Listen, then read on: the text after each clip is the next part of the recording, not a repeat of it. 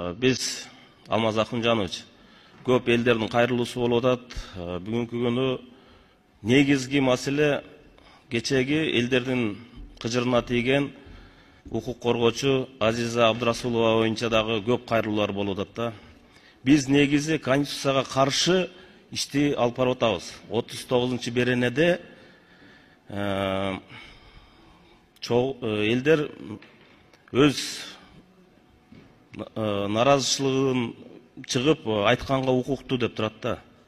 Бирок буга карабастан эле ушул нерсени биз кайра алып барып, жаш карысына карабай, аялдарга карабастан ушул нерсеге барып атабыз да. Бул өтө жакшы нерсе эмес. Бир топ деген аялдарыбыз камалып отурат. Эч бир мындайча айтканда 30 жылда мындай нерсе болгон эмес да. Ушулардын бардыгын сөз эркиндигин сактайлы. Конституциянын негизинде иш алып барсак жакшы болот эле.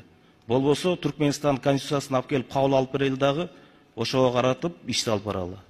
Мыйзам менен жашайлы же болбосо Түркменстан мыйзамын алып келели.